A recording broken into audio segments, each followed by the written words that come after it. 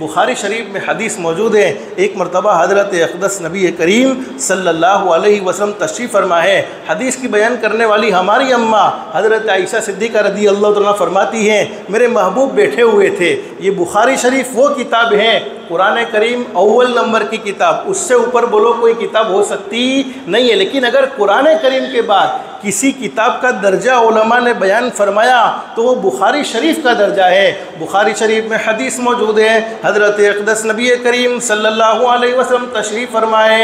हज़रत अक़दस नबी करीम सल्लल्लाहु अलैहि वसल्लम के कुछ दुश्मन हज़रत नबी करीम सल्लल्लाहु अलैहि वसल्लम के पास आए और दुश्मनों ने आकर हज़रत नबी करीम सल्लल्लाहु अलैहि वसल्लम से एक बात कही, अस्सलामु अलैकुम। अस्सलामु अलैकुम का माना ये है तुम पर सलामती हो, तुम पर सलामती हो। अस्सलामु अलैकुम ये सही सलाम है और सलामती अल्लाह रब्बुल आलमीन की तरफ से तुम्हें मिल जाए। हम किसी को सलाम करते हैं तो ये दुआ देते हैं, अल्लाह तुम्हें सलामत रखे, तुम पर सलामती हो। लेकिन हुजूर सल्लल्लाहु अलैहि वसल्लम के दुश्मनों ने आकर हज़रत नबी करीम सल्लल्लाहु अलैहि वसल्लम से फरमाया, अस्सलामु अलैकुम। अस्सलामु अलैकुम का माना ये है तुम बर्बाद हो जाओ, तुम तबाह हो जाओ, तुम हलाक हो जाओ, तुम पर मौत वाक़ हो जाए। अम्मा आयशा सिद्दीक़ा रज़ी अल्लाह तआला फरमाती है, मुझे जलाल आ गया, मुझे गुस्सा आ गया। बुखारी शरीफ में हदीस मौजूद है, मेरे महबूब को दुश्मनों ने ये कहा। और मेरे भाइयों, जब हमारे नबी हज़रत मुहम्मदुर रसूलुल्लाह सल्लल्लाहु अलैहि वसल्लम, जिनका बोलो कोई गुनाह नहीं था, जिनकी ज़िंदगी सरापा रहमत, सर से लेकर पाँव तक का आपका पूरा वजूद रहमत ही रहमत, और जिनकी लाइफ में कोई एक छोटा गुनाह भी नहीं है, ऐसे नबी के दुश्मन हुआ करते हैं। तो हम तो 24 घंटे में गुनाह करने वाले लोग हैं। अगर हमसे कोई दुश्मनी करे तो कोई ताज्जुब की बात नहीं है। हज़रत नबी करीम सल्लल्लाहु अलैहि वसल्लम के कट्टर दुश्मन रहे। अब कट्टर दुश्मनों ने जब ये बात कही, तुम बर्बाद हो जाओ, तुम हलाक हो जाओ, अस्सलामु अलैकुम, अम्मा आयशा फरमाती है, मुझे जलाल आ गया, मुझे गुस्सा आ गया और मैंने गुस्से में कहा, ओ दुश्मनों, तुम ही बर्बाद हो जाओ, तुम ही तबाह हो जाओ, तुम भी हलाक हो जाओ। हज़रत नबी करीम सल्लल्लाहु अलैहि वसल्लम ने अम्मा आयशा को गुस्से में देखा तो फरमाया, आयशा महलन महलन, ठहर जाओ, गुस्सा न करो, गुस्सा न करो, ठहरो ठहरो, सब्र करो, इतने जज्बात में ना आ जाओ। और हमारे नबी हज़रत मुहम्मदुर रसूलुल्लाह सल्लल्लाहु अलैहि वसल्लम रहमतुल लिल आलमीन थे। आपने बहुत सी हदीसें सुनी होगी, हमारे नबी ने बोलो ज़िंदगी में कभी बद्दुआ किसी को नहीं दी है, अपनी ज़ात के लिए कभी नहीं, कि अपनी ज़ात का मामला था तो कभी बद्दुआ नहीं दी। लेकिन हदीसों में मौजूद है, अगर दीन का नुकसान हुआ है, इस्लाम का नुकसान हुआ है, दीन पर आ चाहिए, इस्लाम पर आ चाहिए, तो हमारे नबी हज़रत मुहम्मदुर रसूलुल्लाह सल्लल्लाहु अलैहि वसल्लम ने अपनी मुबारक ज़ुबान से बद्दुआ भी दी है। जब दीन का नुकसान आया है तो हमारे नबी ने तबाही की दुआ भी की है, बर्बादी की दुआ भी की है। अब हमारे नबी हज़रत मुहम्मदुर रसूलुल्लाह सल्लल्लाहु अलैहि वसल्लम ने अम्मा आयशा को गुस्से में देखा, फरमाया, आयशा सब्र करो, ठहरो, तुम गुस्सा ना करो।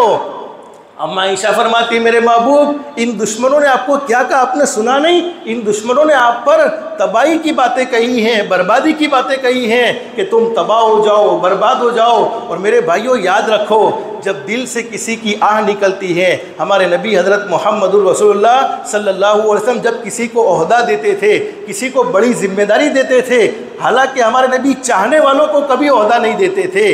जिसने ओहदे को चाहा, इसको कभी ओहदा नहीं दिया, लेकिन अल्लाह की तरफ से कोई ओहदा मिला और उसे देते थे तो फ़ौरन ये नसीहत फरमाते थे, इत्तक़ी दावतल मज़लूम, मज़लूम की बद्दुआ से बचना, वरना मज़लूम की बद्दुआ तुझे ऐसा तबाह बर्बाद करेगी।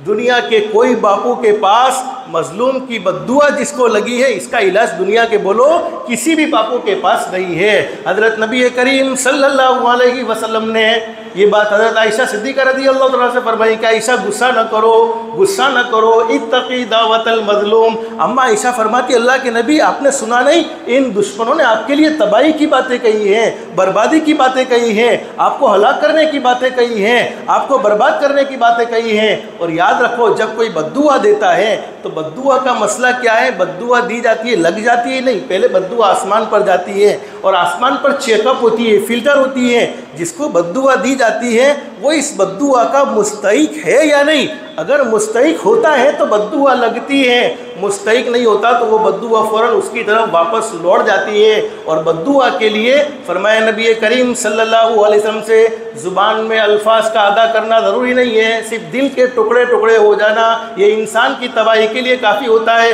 तंबीहुल गाफिलीन में रिवायत मौजूद है, हज़रत मूसा अलैहिस्सलाम ने जब नबूवत का काम शुरू किया, इन्होंने अल्लाह के बंदों को अल्लाह की तरफ बुलाना शुरू किया, तो बोलो हज़रत मूसा अलैहिस्सलाम का विरोध हुआ कि नहीं हुआ? और कैसा विरोध! फ़िरौन ने तरह तरह की चालें, तरह तरह की प्लानिंग, फ़िरौन ऐसा विरोध करता रहा, फ़िरौन हज़रत मूसा अलैहिस्सलाम को बदनाम करने की कोशिश करता रहा। हज़रत मूसा अलैहिस्सलाम ने फ़िरौन और उसकी कौम की हलाकत के लिए बद्दुआ फरमाई और हज़रत हारून अलैहिस्सलाम ने आमीन कहा। तो उलमा ने लिखा है, हज़रत अब्दुल्लाह इब्न अब्बास रज़ी अल्लाह अन्हुमा फरमाते हैं कि हज़रत मूसा अलैहिस्सलाम की दुआ के कबूल होने में 40 साल का अरसा लगा है, यानी 40 साल के बाद वो दुआ कबूल हुई है। तो ज़रूरी नहीं है कि फ़ौरन कोई बात हम कहें अल्लाह कबूल कर ले, नहीं, कभी कभी अल्लाह पाक आज़माते हैं, कभी कभी अल्लाह पाक आज़मा कर देखते हैं, आज़माने के बाद अल्लाह पाक सुनते हैं। तो मेरे भाइयों, हमारे नबी हज़रत मोहम्मद रसूलुल्लाह सल्लल्लाहु अलैहि वसल्लम ने अम्मा आयशा से फरमाया, आयशा सब्र करो, जज्बात में ना जाओ। अम्मा आयशा ने फरमाया, अल्लाह के नबी, इन्होंने कहा कि आपने सुना नहीं? अल्लाह के नबी ने फरमाया कि मैंने सुना, लेकिन मैंने जो जुमला का आपने नहीं सुना। हमारे नबी ने फरमाया वालैकुम, यानी तबाही तुम पर होनी चाहिए, बर्बादी तुम पर होनी चाहिए। हालांकि हमारे नबी रहमतुल लिल आलमीन, लेकिन उलमा से पूछो, बुखारी शरीफ में ये हदीस के अल्फाज वालैकुम, तुम पर तबाही, तुम पर बर्बादी। और हमारे नबी ने क्या फरमाया, आयशा इनकी अल्लाह नहीं सुनेगा, मेरी तो ज़रूर सुनेगा। इसलिए मेरे भाइयों, जब भी अल्लाह रब्बुल आलमीन ने हमें शॉर्ट ज़िंदगी नसीब फरमाई है, शॉर्ट ज़िंदगी में हो सके दुआएं ले लो, हो सके अल्लाह को राज़ी करने का अमल कर लो, हो सके अल्लाह को खुश करने के अमल कर लो।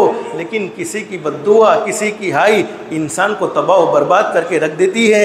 और हकीकत ये है, अल्लाह रब्बुल आलमीन जब सुनता है, अल्लाह रब्बुल आलमीन जब कबूल करता है, अल्लाह रब्बुल आलमीन जब सुनने पर आता है, तो अल्लाह रब्बुल आलमीन ने बड़े बड़े लोगों की सुनी है। मज़लूम कोई भी हो, उलमा ने लिखा है, मज़लूम चाहे इस्लाम को न मानने वाला भी हो, अगर वो अल्लाह को पुकारेगा तो अल्लाह पाक उसकी ज़रूर सुनेंगे, अल्लाह पाक उसकी ज़रूर कबूल करेंगे।